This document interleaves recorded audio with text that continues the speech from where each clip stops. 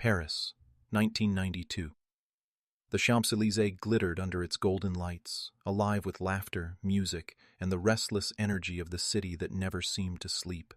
Tourists snapped photos beneath the Arc de Triomphe, couples strolled arm in arm, and taxis rushed by in streaks of neon. It was a night like countless others in the City of Light, until, in a single moment, that light was shattered. On one of the world's most famous boulevards, a brutal crime unfolded, shocking those who witnessed its aftermath and leaving behind questions that would haunt Paris for decades. How could such violence erupt in the heart of elegance and power? Why did answers remain buried for over 30 years? And when justice finally came, why did it strike with such a devastating blow to the community's trust? This is not just a story of a murder, it is a story of betrayal, silence, and the relentless march of time. In the early 1990s, Paris stood as both a postcard and a paradox. To the outside world, the French capital was the ultimate symbol of romance, cafes spilling into cobblestone streets, designer storefronts dazzling with new collections, and the Champs-Élysées gleaming like a crown beneath the Arc de Triomphe. Tourists arrived in droves, eager to capture its elegance and lose themselves in its promise of beauty. But beneath the surface, the city was changing. Rising crime rates, economic uncertainty, and a police force stretched thin by bureaucracy meant not every Parisian night ended with champagne and laughter.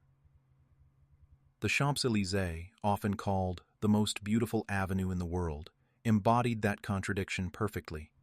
It was where presidents paraded, where fashion houses competed for attention, and where millions gathered to celebrate. Yet, in the shadows of its glittering marquees, danger lingered. On one seemingly ordinary evening in 1992, that danger revealed itself in the most violent of ways. What should have been another night of neon glamour instead became a scene of horror, one that stained the boulevard with blood and suspicion. While visitors continued to flock to its cafes and cinemas in the days that followed, whispers carried through Paris. If such a crime could happen here, in the very heart of the city, what did that say about safety anywhere else? For decades, the case remained frozen in time. Families moved on, officials changed, and evidence gathered dust. But the questions never faded. Who could carry out such brutality in plain sight? And why did it take more than 30 years for the truth to emerge? This story begins not just with a crime, but with a city forced to confront the darker side of its beauty. She was 24 years old in the spring of 1992, a young woman who seemed to embody the promise of Paris itself. Her name was whispered with warmth among friends and colleagues, an aspiring designer who had come to the capital from Lyon, chasing the dream that so many carried in their suitcases when they arrived at Gare de Lyon or Montparnasse. Paris, for her, was not only a city but a stage, and she walked it with wide-eyed determination. Her days began early, coffee in hand as she hurried down the metro steps, sketches tucked carefully in her bag. She worked at a boutique near the Madeleine, spending hours adjusting fabrics, learning the craft, and imagining the day her own name might appear on a storefront awning. Friends remembered her laughter, bright, unguarded, infectious. To them, she was the one who always suggested stopping for pastries after work or lingering at a cafe table far too long, speaking of dreams bigger than their paychecks. But like so many in their 20s, her life carried its quiet struggles. Rent was expensive, work was precarious, and nights sometimes ended with long solitary walks home when the last metro had already gone. Letters from her family spoke of their pride, but also of concern. Paris could be unkind, they warned. She brushed it off with confidence, convinced she could handle the risks. Still, those who knew her sensed a vulnerability she rarely admitted. A recent breakup had left her raw, and colleagues recalled moments when her cheerfulness faltered into sudden silence. Some evenings, she stayed late at the boutique, tidying racks long after closing, perhaps to avoid the loneliness of her small apartment. She was not famous, not wealthy, not powerful. Yet, in the way she lived, her creativity, her laughter, her stubborn independence, she mattered deeply to those around her. And when she failed to arrive the morning after that fateful night on the Champs-Élysées, it wasn't a disappearance in abstract. It was the vanishing of a daughter, a friend, a colleague whose absence would echo through lives for decades. It was a Thursday evening, late spring, when Paris felt suspended between seasons. The air was still cool enough for jackets, yet cafes had already begun spilling chairs onto sidewalks. After a long day at the boutique, she had arranged to meet two friends for dinner near the Place de la Concorde. They lingered over wine and simple dishes, laughter rising above the clatter of cutlery. One of her friends would later recall how radiant she looked that night, her hair pulled back loosely, her sketchbook resting on the table, as though she might suddenly start drawing between courses. The dinner stretched until nearly 11. The group stepped outside, bathed in the glow of street lamps, and parted ways with easy promises to meet again soon. She decided to walk, saying she wanted the air, the city lights, the rhythm of Paris at night. From Concorde, the Champs-Élysées stretched out like a river of gold ahead of her. Along the boulevard, she passed couples arm in arm, groups of tourists stopping to take photographs, and the occasional lone figure rushing to catch the last metro.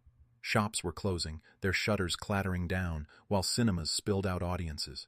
She bought a small cone of roasted chestnuts from a street vendor, tucking the warm paper sleeve into her hands. A clock at a bus stop showed 11:47 p.m.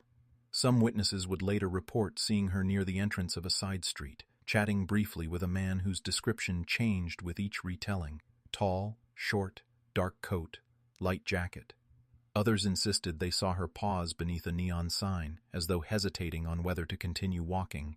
None of these accounts could ever be confirmed with certainty. What is known is that by midnight she had vanished into the blur of the Champs-Élysées. The last metro left without her. Friends tried calling her apartment the next morning, but the phone rang unanswered. At the boutique, her absence was uncharacteristic enough to raise alarm immediately. Later that day, police were summoned to a small alley off the main boulevard. A discarded handbag was found, its strap torn, contents scattered, a sketchbook with hurried lines across the page, a set of keys, a lipstick snapped in two. Nearby, faint stains marked the pavement, stains that, under the dim streetlights, told a story more violent than anyone wanted to believe. For those who lived nearby, the memory of flashing police lights that night remained vivid, sirens echoing against stone facades, officers stringing tape across the narrow street, whispers gathering in small crowds. Something terrible had happened in the very heart of Paris's most glamorous avenue. And while no one yet knew the full scope of it, one life had been extinguished and a mystery was born. By dawn, newspapers carried only a brief mention: young woman attacked near Champs-Élysées. But those closest to her felt the deeper truth. This was no ordinary crime. This was the beginning of a story that would outlive nearly everyone who had been there that night. The first 24 hours were a blur of confusion and rising dread. When she failed to arrive at the boutique the following morning, her manager assumed she might be ill, but calls to her apartment went unanswered. Friends who had dined with her the night before were certain she had walked toward the Champs-Élysées, yet none could say exactly where she had gone after. By noon, her absence was impossible to explain away. Her parents, still in Lyon, received the call they had always feared. They immediately pressed the Paris police to act, but officers responded with the practiced calm of bureaucracy. Perhaps she stayed with a friend, they suggested. She is young, independent. Give it time. In a city that saw hundreds of missing persons reports each month, the urgency of one young woman's disappearance did not pierce the layers of protocol. But for her family and friends, panic was already setting in. Every minute felt like a door closing. They retraced her likely path, stopping strangers on the boulevard, asking if anyone had seen her. Some remembered a figure that matched her description. Others shook their heads, certain they had not. The discarded handbag discovered in the alley only deepened the sense of horror. To her loved ones, it was proof of violence. To the police, it was troubling, but not yet conclusive. Meanwhile, Paris moved on as though nothing had happened.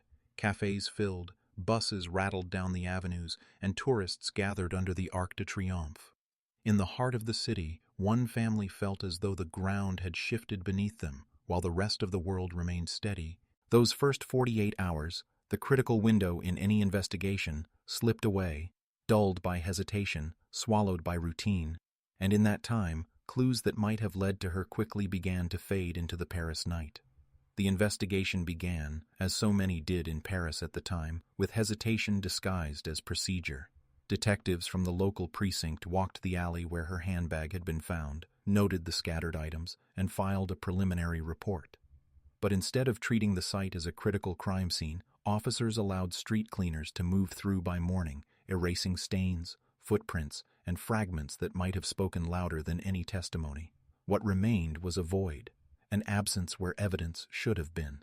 Witness statements trickled in, each one conflicting with the last. A taxi driver thought he saw her around midnight hurrying toward a metro entrance. A couple claimed she had been speaking with a man in a light-colored jacket near a cinema marquee. A shopkeeper remembered nothing unusual. Without photographs, recordings, or surveillance cameras, rare in 1992, the accounts floated like smoke, impossible to grasp. Detectives jotted them onto paper forms that would later be filed into thick manila folders, buried beneath stacks of unrelated cases. Her family, still reeling, pressed the police for urgency. They demanded to know why the handbag had not been dusted for fingerprints immediately, why no cordon had been maintained, why calls to hospitals and taxi companies were delayed. The answers were vague. We are looking into it. Resources are limited. We cannot act on rumor. To grieving parents, these words felt like walls rising between them and the truth. In the France of the early 1990s, forensic science had not yet caught up with its future potential. DNA testing was still in its infancy, available only in a handful of specialized labs, each with long backlogs. Cases relied heavily on eyewitnesses, physical evidence preserved by hand, and the instincts of detectives who were often juggling dozens of open files. For a young woman with no political connections, the machinery of justice moved painfully slowly. As days turned into weeks, promising leads slipped away. The street vendor who had sold her chestnuts remembered seeing her, but when asked to describe anyone nearby, his memory blurred. The alley where her handbag had been discovered was walked over thousands of times by Parisians unaware they were trampling through the remnants of a violent act. The family's grief hardened into frustration. They appeared on television, pleading for information, their daughter's smiling photograph held up as a reminder that she was not just a statistic.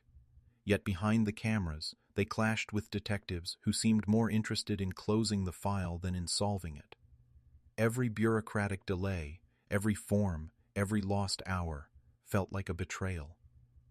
In hindsight, the early investigation carried the seeds of its own failure. Evidence mishandled, witnesses dismissed, leads filed away to gather dust. What should have been the relentless pursuit of a predator became a maze of paperwork and unanswered calls. And in that maze, the truth about what happened on the Champs-Élysées began to disappear, just as completely as the young woman herself. Almost as soon as the official investigation began to stall, the unofficial one took flight in the cafes, tabloids, and street corners of Paris. The disappearance, with its chilling backdrop of the Champs-Élysées, was too sensational to remain confined to police files. The public imagination, stoked by a hungry press, began to spin theories faster than detectives could verify them. Some whispered it was a crime of passion. She had been young, charming, and ambitious. Surely a lover scorned or a secret affair could explain the sudden violence. Former partners were quietly questioned by police, though none matched the vague descriptions floating in witness reports. Still, the tabloids painted lurid headlines. Did love turn deadly on Paris's most famous street? Others insisted it was a robbery gone wrong. The Champs-Élysées, while glamorous by day, was known at night for pickpockets, hustlers, and small-time criminals preying on tourists. The handbag found abandoned lent weight to this theory, but skeptics pointed out if it were merely a theft, why had the victim vanished entirely? Why had no body surfaced? Then came darker theories. The early 1990s in Paris were marked by political unrest and scattered acts of violence connected to organized groups. Some speculated she had been in the wrong place at the wrong time, an accidental witness silenced by professionals. Others tied her disappearance to shadowy Eastern Bloc gangs rumored to be moving into Paris nightlife, dealing drugs and running protection rackets. One newspaper even suggested espionage, painting her as an unwitting pawn in a spy game. The more theories spread, the more they divided the community. Neighbors who once came together in solidarity began to whisper behind closed doors. Was the victim truly innocent, or had she harbored secrets of her own? Each rumor distorted her memory, turning her from a daughter, a friend, a student into a symbol, a blank screen onto which Paris projected its fears. The police, already struggling, were battered by the storm of speculation. Every rumor created new false leads to chase, and every false lead drained resources from real work. Detectives dismissed the Dawiki, older stories, but the damage was done. The more time passed without answers, the more people believed the authorities were hiding something. By the end of that first year, the case was no longer just an investigation. It was a myth in the making. Some believed it was personal, others swore it was random, and a few insisted it was political. Truth became entangled with imagination, leaving the victim's family caught in a cruel limbo, unsure whom to trust or what to believe. The first weeks after her disappearance were marked by urgency and hope. Friends printed hundreds of posters bearing her photograph, black and white copies that were taped to metro stations, pinned to lampposts along the Champs-Élysées, and tucked into cafe windows. At vigils, candles flickered against the Paris night, the soft murmur of prayers competing with the distant hum of traffic. Journalists crowded the steps of police headquarters, their microphones raised as the family pleaded for answers. For a while, it seemed as if the entire city cared. Strangers stopped the family in the street, offering condolences, tips, or simply a hand on the shoulder. Local television stations carried her image almost nightly, her smile becoming as familiar as that of an actress or singer. There was a sense, however fragile, that the community could not possibly allow such a crime to vanish into silence. But as weeks bled into months, the solidarity began to fray. Paris was no stranger to crime, and the 1990s brought their share of unsolved cases. Some residents, especially those outside her arrondissement, began to mutter that this was simply one more tragedy in a big city. To them, the Champs-Élysées was a place for commerce and spectacle, not mourning. The memory of vigils faded beneath neon lights and weekend shopping crowds. The family fought to keep attention alive. They staged press conferences, sometimes with trembling voices, sometimes with barely contained anger. Each time, fewer reporters showed up. Newspapers that had once splashed her scent. Ori on the front page now buried updates deep inside their crime sections. The posters weathered in the rain, their edges curling, her face fading until only ghostly outlines remained. Still, the case left an imprint. For some Parisians, the idea that someone could vanish, or worse, be murdered, on the Champs-Élysées struck a dissonant chord. This boulevard was supposed to symbolize light, romance, and glamour. Now it carried a shadow. Tourists continued to pose for photographs, but longtime residents sometimes glanced uneasily at dark alleys and quiet corners, remembering the bloodstains that had been scrubbed away. Over time, collective trauma hardened into cynicism. People whispered that the police were incompetent, that justice in Paris was more concerned with appearances than with truth. Others shook their heads with resignation. That's just the way the world is. The family, once buoyed by community support, found themselves increasingly alone in their grief, pushing against a tide of forgetfulness. What began as a citywide shock was settling into something colder, an acceptance that even in the city of light, darkness could linger, unsolved and unacknowledged, on its most famous street. The months that followed became a carousel of hope and disappointment. Every tip seemed, at first, to hold promise, each one a fragile thread the family clung to, only to watch it unravel. One witness insisted she had seen a man running from the alley where the handbag was found. The description was vague: tall, dark coat, hurried steps. Detectives canvassed the area, questioning shopkeepers and late-night workers, but no one else could confirm the sighting. Without corroboration, the lead dissolved. Then came the taxi driver. He claimed a passenger matching her description had entered his cab near midnight, asking to be taken south of the Seine. Investigators checked his logbook, interviewed possible colleagues, and retraced the supposed route. But inconsistencies mounted, times that didn't match, recollections that shifted. In the end, the story collapsed under scrutiny. Anonymous letters began to arrive, scrawled in shaky handwriting. Some claimed inside knowledge that she had been taken by a jealous lover or that she was hidden by a political group. Each letter was investigated, each proved baseless, the work of hoaxers or attention seekers feeding on the family's anguish. For her loved ones, the cycle was unbearable. Each call from the police carried a pulse of desperate hope, each silence afterward a deeper wound. Friends grew hollow-eyed, parents grayer. They began to sense the unspoken truth, that the investigation was stalling, that answers were slipping further away with each passing week. Paris, meanwhile, continued on in its indifference. The Champs-Élysées sparkled with lights, as if mocking the family's grief. What had begun as a community rallying cry was turning into an echo chamber of false promises. Every dead end felt like a door slamming shut. The despair was mounting, not just from loss, but from the cruel weight of uncertainty. No body, no confession, no closure, only shadows where truth should have been. By the late 1990s, the case file had grown thick but hollow, page after page of reports, witness statements, and photographs that led nowhere. Detectives who had once walked the Champs-Élysées night after night in search of clues now turned to newer, fresher crimes. Each unsolved case is a burden, and the Paris police carried many. Slowly, imperceptibly, hers began to slip further down the pile. When the lead investigator retired in 1998, the family feared the worst. Their fears proved true. The replacement team treated the file as just another cold case, leafing through notes without the urgency that had once propelled the search. Boxes of evidence were shuttled between precincts. Some went missing, others were mislabeled. Forensic materials sat untouched in storage rooms where dust gathered faster than answers. The early 2000s brought new technologies, DNA testing, digital databases, but the case seemed locked in another era. Samples had been poorly preserved or misplaced entirely. Witness contact details were outdated. Promising opportunities for new analysis came and went, blocked by the inertia of bureaucracy.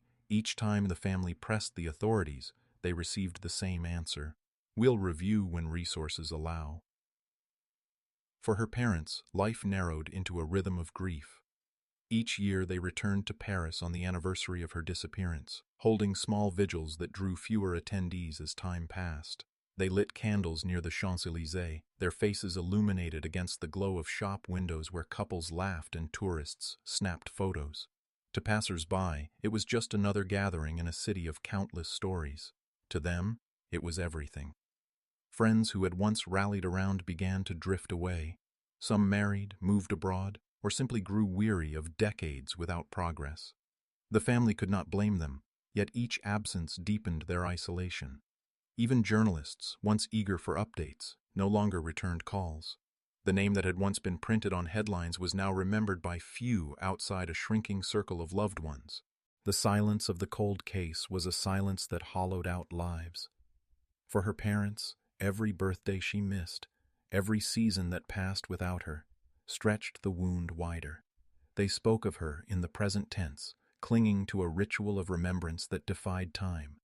But even they admitted, in private moments, that hope was no longer about her return. It was about justice, however delayed.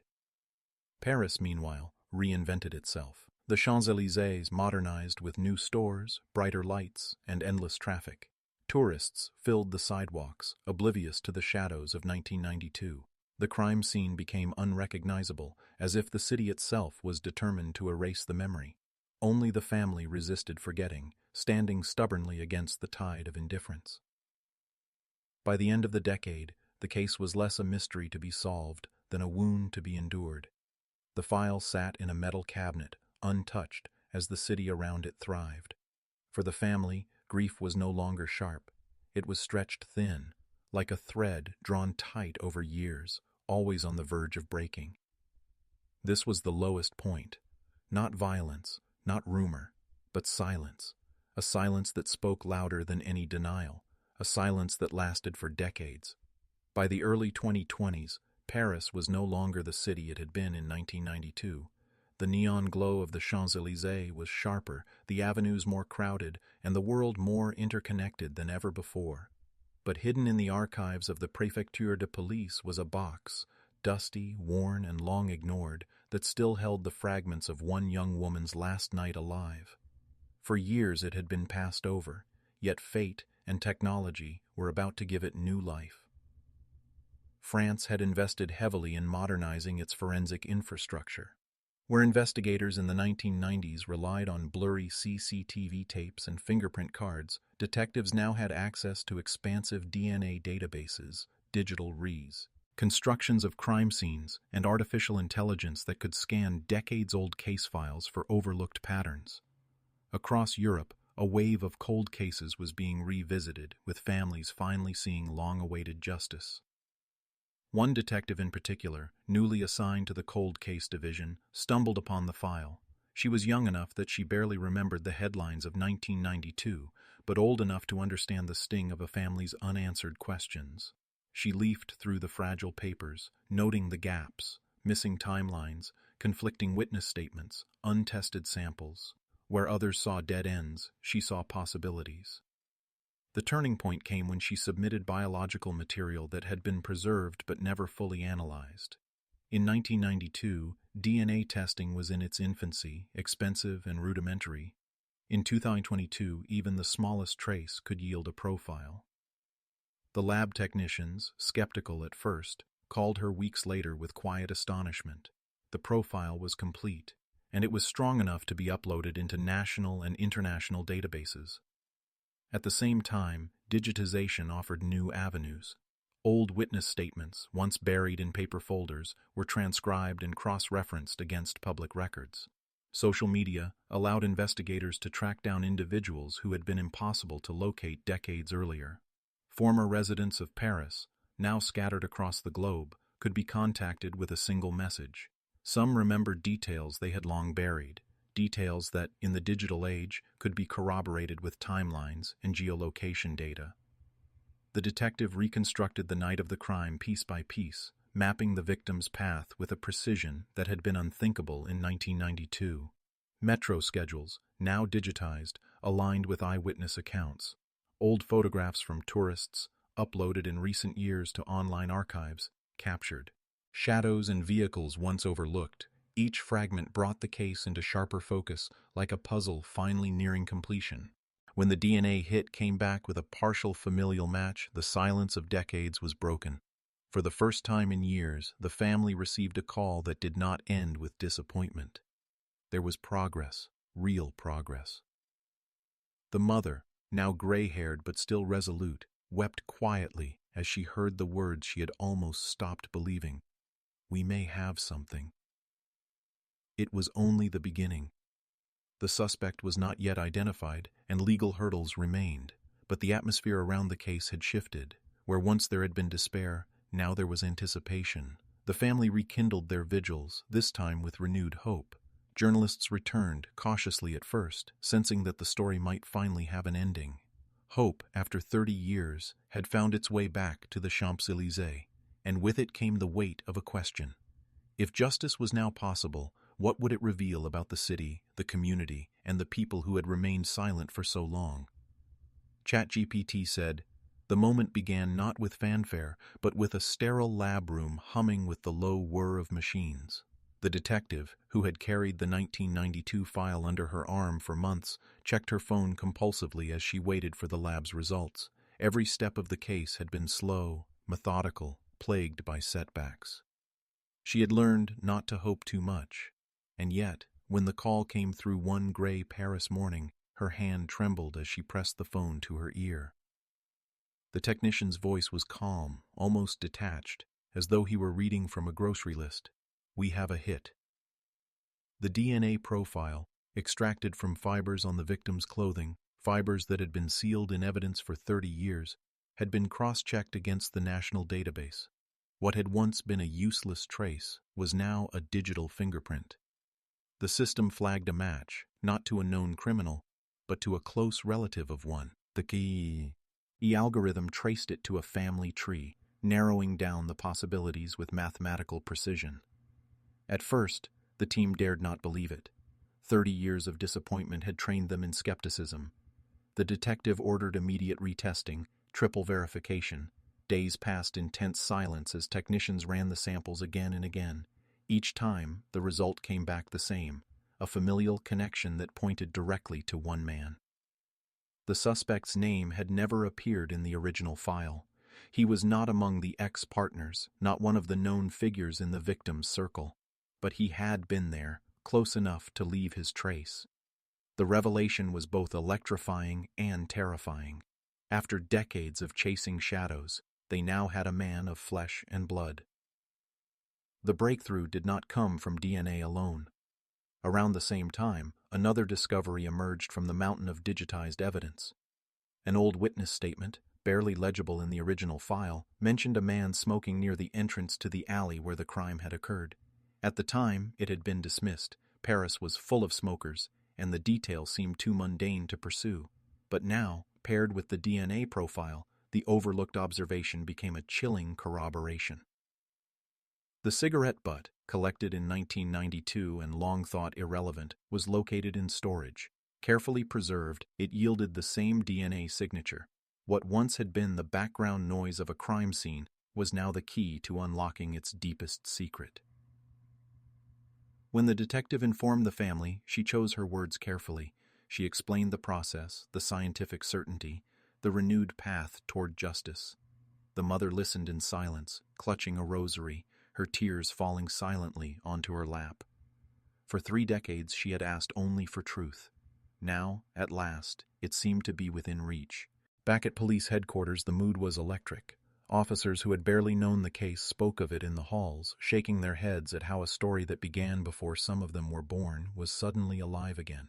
The press began to circle, hungry for details, but the team held the information tightly, unwilling to jeopardize what could be the most significant breakthrough of their careers. The suspect, when identified, was no ordinary man. He had built a quiet life far from the Champs-Élysées, working a steady job, raising a family, never once flagged for serious crime. To his neighbors, he was unremarkable, polite even, yet the science was irrefutable. His DNA placed him at the scene on that fateful night in 1992. The detective described the moment she saw his name appear on her computer screen. It felt like watching a ghost step out of the shadows. And yet, this was no ghost. It was a man who had walked free for 30 years, carrying the secret of that night with him while others carried grief. The discovery changed everything. For the first time, the case was not about speculation, rumor, or fading memory. It was about evidence, hard, undeniable evidence. A piece of fabric, a cigarette, and a string of code inside a computer had conspired to break through decades of silence. The stage was set. The hunt for answers had finally found its quarry. But as the detectives would soon learn, the discovery was not the end of the story. It was only the beginning of a confrontation that would shake Paris to its core. The moment the DNA match was confirmed, the Paris police could no longer look away. What had once been a dusty folder in a forgotten drawer was suddenly front-page news. The headline broke within days. Paris, Champs-Élysées murder solved after 30 years. The words rippled through the city like an electric current. For the family, the announcement was a gut punch. 30 years of silence collapsed into a whirlwind of cameras, microphones, and press requests. Their grief, once private and hushed, was dragged back into the public square. Standing in front of reporters, the mother's voice trembled as she said, "We never gave up. We only wanted the truth." Yet behind her resilience lay exhaustion, as though reopening the case meant reopening the wound itself. Authorities who once shrugged at the family's pleas now scrambled into action. Detectives were reassigned, forensic experts were flown in, the suspect's home and workplace were placed under discreet surveillance. Prosecutors held late-night meetings to plan a strategy that would stand up to scrutiny in both court and media. The press feasted on the story. The Champs-Élysées, normally a stage for fashion shows and parades, became the backdrop for live broadcasts dissecting the 1992 crime. Every channel aired archival footage, grainy shots of police cordons, photographs of the young victims smiling in Paris cafes. Commentators spoke of institutional failure, asking why it had taken 3 decades for justice to stir. Politicians, eager to be on the right side of history, promised reforms in how cold cases were handled. For detectives still on the force from that era, the reopening was both vindication and humiliation. Some quietly admitted they had missed crucial evidence. Others grew defensive, blaming limited technology of the time. But the contrast was undeniable. In 1992, the family's cries had been met with bureaucracy and delays. In 2022, every resource was suddenly mobilized, as if the city itself wanted to erase its shame. The suspect, once invisible, now felt the walls closing in. Colleagues noticed his sudden absences. Neighbors recalled odd behavior. Journalists camped outside his home, hungry for a photograph, a glimpse of the man who might have haunted Ted Paris for decades. Reopening the case did more than revive an investigation. It resurrected a ghost that Paris thought it had buried. And in that resurrection, the community was forced to reckon with a chilling truth. Justice delayed was still justice demanded. When the name was finally released, it did not belong to a shadowy stranger or a faceless predator. It was someone who had walked among the community for years, unnoticed in his ordinariness. The man identified was Jacques Morel, a mid-level civil servant who had spent much of his adult life working quietly in Paris administrative offices. For decades, he had been the neighbor who helped carry groceries, the colleague who never missed a day at work, the polite father who waved to parents outside the school gates. The revelation landed like an earthquake. Families who had once invited him into their homes stared at their televisions in disbelief. Co-workers pored over every memory, wondering if they had missed signs. One neighbor whispered to reporters, "I left my children with him once. How could I have known?" For the victim's family, the betrayal cut deeper than words. Morel was not a stranger to them. He had been loosely connected through mutual friends in the early 1990s, present at social gatherings, even once seen laughing at the same cafe where their daughter had worked part-time. He had never been a central figure, never enough to warrant suspicion, yet close enough that his name appearing in the headlines felt like a knife twist. The national press swarmed. Front pages across France screamed the story. Civil servant unmasked as Champs-Élysées killer. International outlets picked it up within hours, framing it as a parable of hidden violence in Europe's most glamorous city. Talk shows debated how a man could build an entire life atop a secret so monstrous. Politicians issued statements about systemic failures, vowing that such an oversight would never happen again. The community itself fractured under the weight of revelation. Some refused to believe it, insisting there must be a mistake, clinging to the image of the mild-mannered official they thought they knew. Others turned on one another, accusing neighbors of silence or complicity. Old wounds reopened. Why hadn't police followed up on leads in 1992? Why had crucial evidence been neglected? The case was no longer just about one victim. It was about institutional neglect that had allowed a murderer to live freely for 30 years. The international press framed Paris not as the city of love and light, but as a city of shadows. The Champs-Élysées, once a symbol of romance, became shorthand for betrayal and forgotten justice. Documentaries were announced before the trial even began. For many, the name Jacques Morel was less about the man himself and more about what he represented, the banality of evil hidden in plain sight. For the family, the media storm was almost unbearable. Seeing his face plastered alongside their daughters was a grotesque reminder of how two lives, one innocent, one monstrous, had become forever intertwined. The father spoke at a press conference, his voice hoarse. For 30 years he smiled at the world while we buried our hope. Now the world will see him for what he is. Paris, too, could not look away. The reveal was not just shocking, it was devastating. The city had been betrayed by one of its own, and the wound would leave a scar long after the headlines faded. The morning of Jacques Morel's arrest was both ordinary and extraordinary. Ordinary because the man himself was making breakfast, as he had done every day for years in the quiet Parisian suburb he now called home. Extraordinary because by noon police cars lined the street, blue lights flashing against his neighbor's curtained windows. Foes. For decades, he had been invisible. Now, the entire world was watching. Detectives entered his modest house with warrants in hand. He was calm, eerily so, as though he had rehearsed this moment in silence all his life. "Monsieur Morel, you are under arrest for the murder of—" The words hung in the air like thunder. Neighbors stood on their porches, recording with phones. Within hours, the footage was everywhere. The polite, bespectacled man led away in handcuffs, his face unreadable. The interrogations began almost immediately. In the sterile interview room, Morel sat across from detectives who had waited 30 years for this confrontation. He denied everything at first.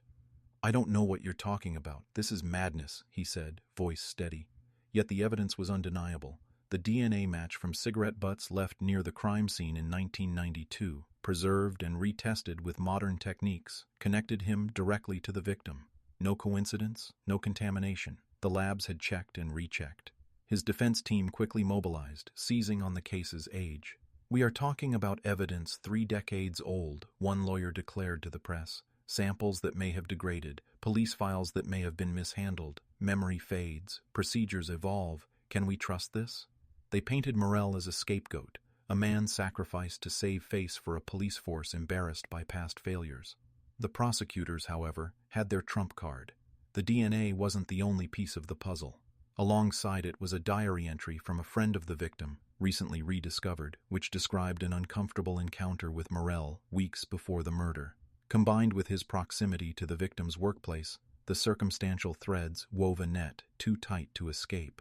"Science does not forget," the lead prosecutor thundered in court, "and neither does justice." The courtroom became a stage where past and present collided.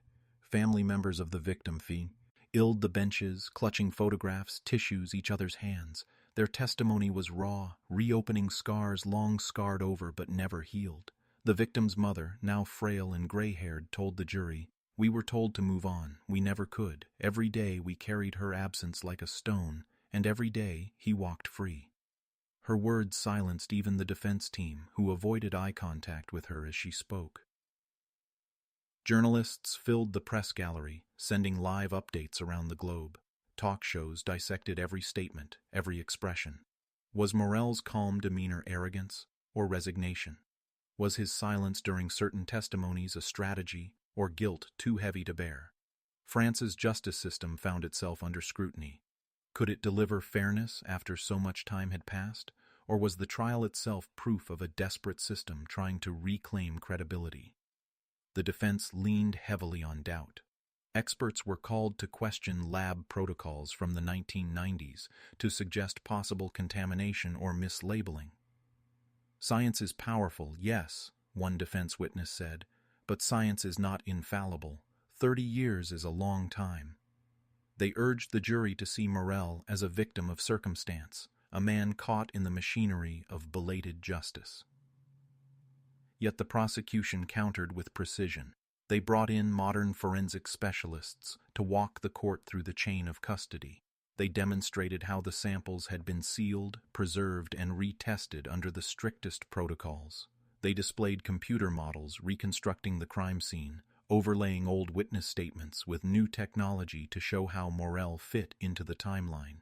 "The truth has been waiting," the prosecutor declared, voice sharp as glass. "And now it demands to be heard." The tension was unbearable. Spectators whispered of nothing else. Cafes across Paris tuned their televisions to the hearings. Some viewed the trial as catharsis, a long overdue reckoning. Others feared it was a spectacle, exploiting pain for ratings. But inside the courtroom, one thing was undeniable.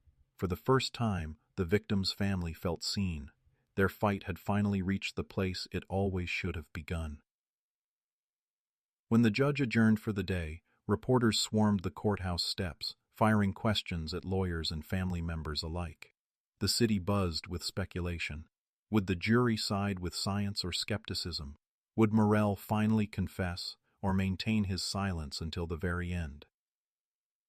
The trial was not yet over, but one truth was clear. The confrontation had begun, and it had shaken France to its core. The courtroom was silent on the day the verdict was read.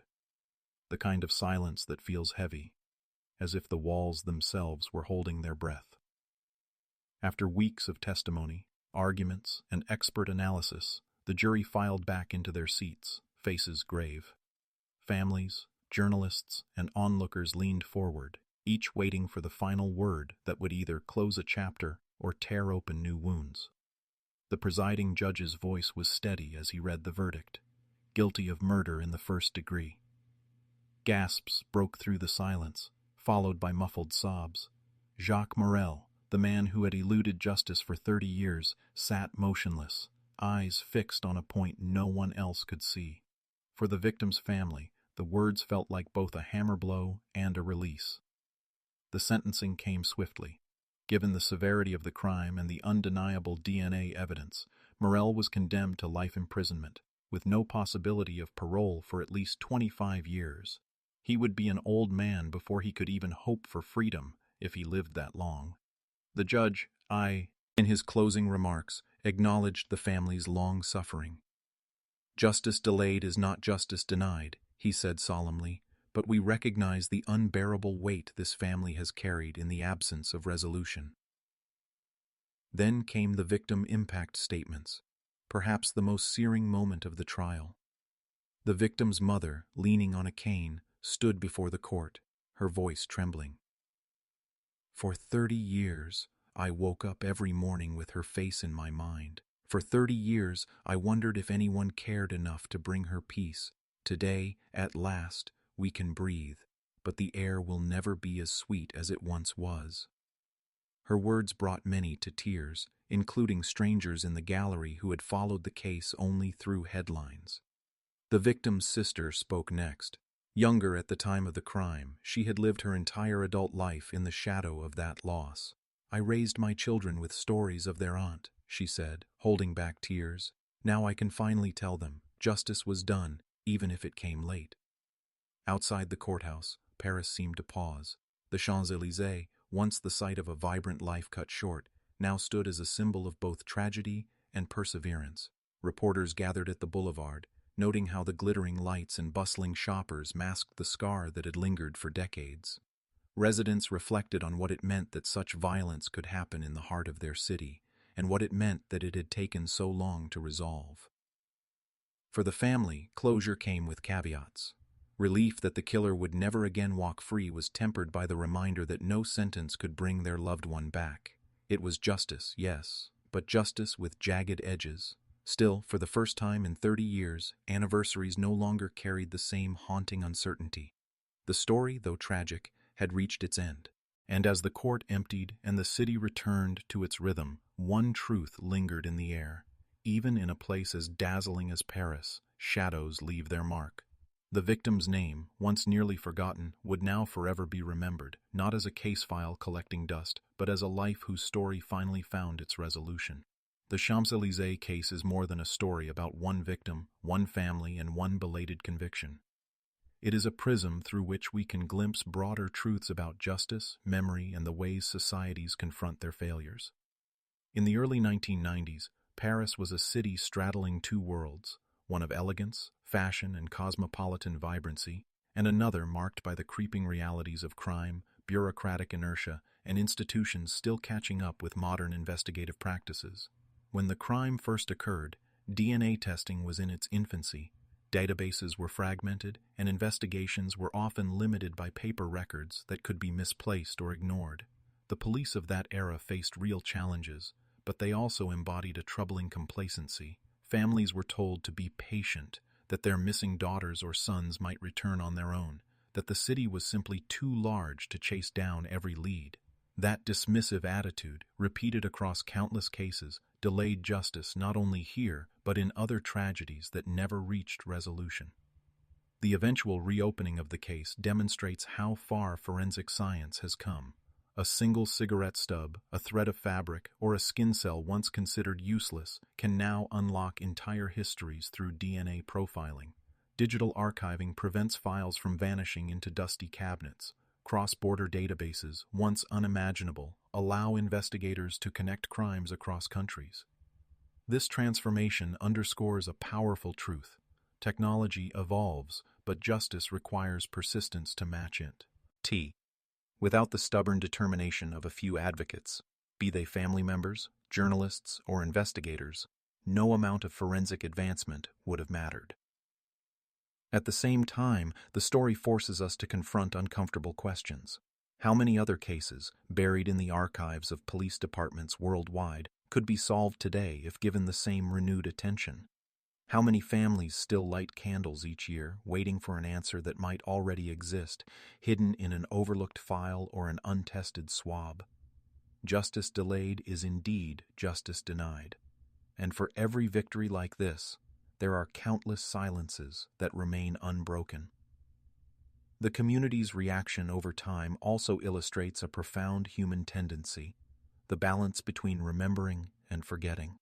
In the immediate aftermath, the city rallied with vigils, posters, and press conferences. But as years passed, memories dulled, cynicism replaced outrage, and the tragedy became another footnote in the long story of Paris.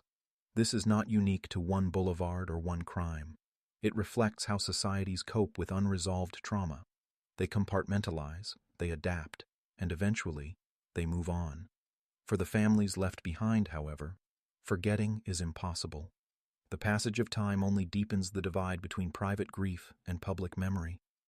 This case, then, stands as a reminder that justice is not only about punishment, it is about recognition. To name the victim, to acknowledge their life and loss, to admit institutional failures. These are acts of collective healing. When the verdict was finally announced, it was not just one family that exhaled. It was a city reminded that even long shadows can eventually be pierced by light. The lessons extend beyond Paris. They urge policymakers to invest in cold case units, to preserve evidence meticulously, to resist the temptation to deprioritize cases simply because they lack immediate leads. They encourage communities to continue demanding accountability, even when the headlines fade. And they remind us, on a deeply human level, that behind every case file lies a life, a family, and a story worth telling. Ultimately, the Champs-Élysées case reveals the fragile but enduring power of justice. It can be delayed, obstructed, even forgotten, but it is rarely extinguished entirely. Sometimes it takes decades, sometimes it arrives too late for the living to see, but when it comes, it affirms something vital, that no life should vanish without memory, and no crime should remain forever unanswered. The Champs-Élysées remains, as it always has been, one of the most dazzling boulevards in the world. Millions stroll its sidewalks each year, pausing beneath the Arc de Triomphe, marveling at its lights and embracing the romance of Paris. But for 3 decades, those lights concealed a shadow, a life stolen, a family's hope deferred, and a city left with unanswered questions.